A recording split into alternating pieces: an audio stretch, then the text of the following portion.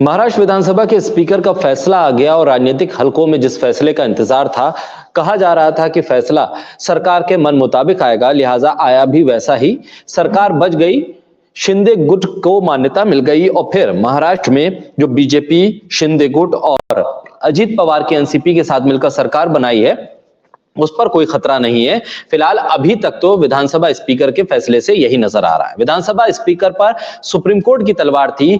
2 बार ये इस बात को लेकर सुप्रीम कोर्ट ने स्पीकर से कहा कि आप फैसला दीजिए और आज 10 तारीख को आखिरी समय सीमा थी, इसलिए आखिरी दिन ही, आखिरी वक्त में स्पीकर ने अपना फैसला सुना दिया और अपने फैसले के पक्ष में महाराष्ट्र विधानसभा के स्पीकर ने कई तथ्यों को रखा। उन्होंने इस बात को कहने की कोशिश की है कि जिस फैसले को वो सुना रहे हैं वो फैसला बिल्कुल संविधान के ऐन मुताबिक है और फिर शिंदे गुट को मान्यता एक तरह से उन्होंने दे दी। उन्होंने ये कहा कि जिस संविधान का जिक्र बार बार उद्धव ठाकरे कर रहे हैं वो संविधान दरअसल अब मान्य नहीं है और उस संविधान के तहत फैसला नहीं होगा। पढ़ के जब उन्होंने सुनाया और फिर शिंदे गुट को एक तरह से मान्यता देते हुए उन्होंने ये कह दिया कि एकनाथ शिंदे को नेता के पद से नहीं हटा सकते थे उद्धव ठाकरे, शिवसेना अध्यक्ष को ये शक्ति ही नहीं है, 2 गुट असली शिवसेना का दावा कर रहे हैं और ऐसे में एकनाथ शिंदे को पद से हटाने की शक्ति जब उद्धव ठाकरे के पास नहीं है तो उनका फैसला गलत है। उद्धव ठाकरे की दलील में दम नहीं दिखा राहुल नरवरकर को और उन्होंने कह दिया कि ये दलील काम नहीं कर रही है। राहुल नरवरकर जो महाराष्ट्र विधानसभा के स्पीकर हैं, बीजेपी के विधायक भी हैं, उन्होंने कहा है कि राष्ट्रीय कार्यकारिणी का फैसला सर्वमान्य होता है और राष्ट्रीय कार्यकारिणी एक बड़ी संस्था होती है। उन्होंने कहा है कि फैसले से पहले 3 चीजें समझनी जरूरी है। पहला यह कि पार्टी का संविधान क्या कहता है, दूसरा नेतृत्व किसके पास है और तीसरा विधानमंडल में बहुमत किसके पास है। यानी कि उन्होंने हर तरीके से उद्धव ठाकरे के दावे को गलत ठहराने का पूरा बंदोबस्त कर लिया था। राहुल नरवरकर ने कहा कि 2018 का संविधान संशोधन रिकॉर्ड में नहीं है जो शिवसेना का हुआ था। उद्धव गुट ने चुनाव आयोग के फैसले को चुनौती दी थी और इस फैसले के बाहर, चुनाव आयोग के फैसले के बाहर हम नहीं जा सकते हैं। 2018 के बाद शिवसेना में चुनाव हुआ ही नहीं है, इसलिए 2018 के बाद के संविधान का जिक्र अगर उद्धव ठाकरे करते हैं या 2018 के संविधान का जिक्र शिवसेना करती है तो वो बेमानी है। उसके आधार पर आगे किसी भी तरह की चुनावी प्रक्रिया शिवसेना के भीतर नहीं हो सकती है। शिवसेना का 1999 का संविधान आधार है, 1999 का संविधान ही मान्य है और इलेक्शन कमीशन के रिकॉर्ड में शिंदे गुट असली पार्टी है और इसी फैसले को उन्होंने ध्यान में रखते हुए ये कह दिया कि उद्धव ठाकरे ने जिन विधायकों की अयोग्यता को लेकर दावा किया है वो अयोग्य नहीं है, उनको योग्य माना है और असली शिवसेना के तौर पर एकनाथ शिंदे के गुट को मान्यता देती है। यानी कि साफ है कि सरकार भी बचा ली महाराष्ट्र विधानसभा स्पीकर ने और अपनी बीजेपी के सदस्य होने के नाते अपनी लॉयल्टी को भी साबित कर दिया कि हाँ ठीक है, हम बीजेपी के इस सरकार के साथ में हैं और सरकार बची रहेगी। अब इस पर प्रतिक्रियाएं भी अलग अलग तरह से आ रही हैं। प्रतिक्रिया के तौर पर अगर हम देखें तो रामदास अठावले केंद्रीय मंत्री हैं, वो कहते हैं कि महाराष्ट्र विधानसभा अध्यक्ष ने जो फैसला किया है ये फैसला नियम और कानून के मुताबिक है। उनके मुताबिक 2/3 बहुमत के माध्यम से एकनाथ शिंदे के पास 37 एमएलए हैं, इसलिए चुनाव आयोग ने भी शिंदे को शिवसेना का असली गुट माना है। उद्धव ठाकरे के लिए ये बहुत बड़ा झटका है। इसी तर्ज पर आदित्य ठाकरे की भी प्रतिक्रिया आई है। आदित्य ठाकरे की प्रतिक्रिया में उन्होंने कहा कि हम कानूनी लड़ाई लड़ेंगे, कोर्ट जाएंगे।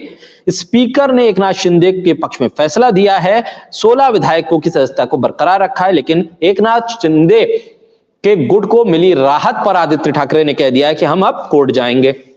प्रियंका चतुर्वेदी जो उद्धव ठाकरे के गुट से मानी जाती है, राज्यसभा सदस्य हैं, उन्होंने कहा है कि राहुल नरवरकर ने मौका परस्ती दिखाई है, यह फैसला दुर्भाग्यपूर्ण है।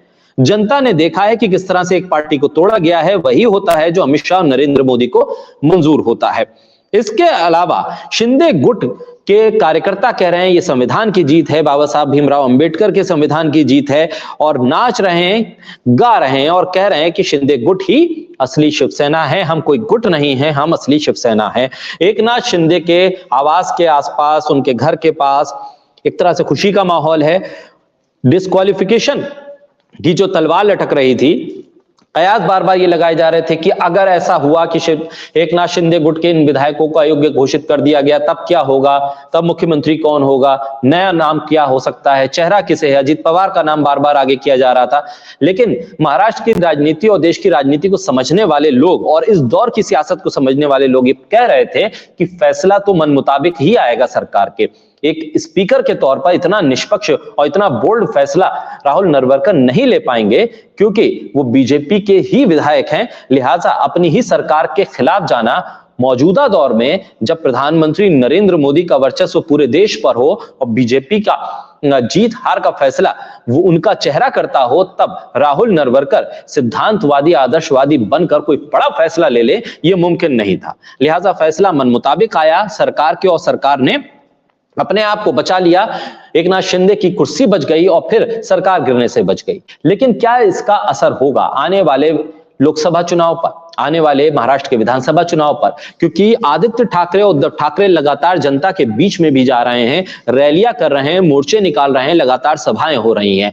महाविकास अघाड़ी, जिसका जिक्र बार बार इंडिया गठबंधन के लिए कहा जाता है, वो अब सीट बंटवारे तक पहुंच गया है और कहा यह जा रहा है कि जमीन पर जो शिव सैनिक हैं, जो उद्धव ठाकरे के साथ जुड़े हुए हैं, वो आज भी उन्हीं की पार्टी के साथ, उन्हीं के सिंबल के साथ, उन्हीं की लीडरशिप में खड़े हुए हैं और जनता इसको लेकर बहुत गुस्से में है। कहा यह भी जा रहा है कि बाला साहब ठाकरे की विरासत जब उद्धव ठाकरे के पास ट्रांसफर हुई है, तो बाला साहब की विचारधारा के साथ खड़े होने वाले लोग आज भी उद्धव ठाकरे के साथ खड़े हैं। एकनाथ शिंदे जब लगातार इस बात का जिक्र करें कि मैं असली शिव सैनिक हूं, तब उद्धव ठाकरे कहते हैं और चुनौती देते हैं कि हम असली शिवसेना हैं और जनता इस बात का फैसला कर देगी कि असली शिवसेना कौन है, वोट किसे मिलेगा और सिंबल हमारे लिए मायने नहीं रखता है, क्योंकि हम अगर असली शिव सैनिक हैं तो हमारे विचार ही सबसे महत्वपूर्ण होते हैं। यानी आने वाले 2024 में स्पीकर का यह फैसला बहुत मायने रखेगा बीजेपी के लिए भी और महाविकास अघाड़ी के लिए भी, शिवसेना के लिए भी, उद्धव ठाकरे के लिए भी, क्योंकि इस फैसले के आसरे ही उद्धव ठाकरे जनता की अदालत में पहुंचकर ये कह पाएंगे कि कैसे उनके साथ अन्याय हुआ है, किस तरह से उनकी पार्टी को तोड़ा गया, बाला साहब ठाकरे की पार्टी को तोड़ा गया और फिर बीजेपी के एक स्पीकर ने उनकी पार्टी के अयोग्य विधायकों को योग्य बता दिया। और उस फैसले को लेकर चुनौती वो कोर्ट में तो देंगे ही, लेकिन जनता की अदालत में हार और जीत का फैसला हो जाएगा, सरकार बनेगी या गिरेगी इसका भी फैसला हो जाएगा। 2024 का बहुत महत्वपूर्ण चुनाव है और ऐसे में महाराष्ट्र से कितनी सीटें महाविकास अघाड़ी अपने कब्जे में लेती है, ये भी इस फैसले पर पूरी तरह से डिपेंड हो जाएगा, क्योंकि ये फैसला उद्धव ठाकरे के लिए एक भावनात्मक मुद्दा बनेगा जनता के बीच, शिव सैनिकों के बीच। आखिर उद्धव ठाकरे किस तरह से इस फैसले को बुनाएंगे और कैसे इस फैसले के आसरे लोगों से कहेंगे कि आइए मुझे वोट दीजिए, मैं असली शिव सैनिक हूं, मैं बाला साहब ठाकरे का बेटा हूं और मेरी पार्टी को तोड़कर इन लोगों ने धोखा दिया है, हमारी पार्टी को धोखा देने वाले लोगों को सबक सिखाइए। तो बहरहाल अब देखना होगा कि जनता की अदालत में क्या कुछ फैसला होता है। बोलते हिंदुस्तान के तमाम सोशल मीडिया प्लेटफॉर्म को लाइक, सब्सक्राइब और शेयर करते रहिए।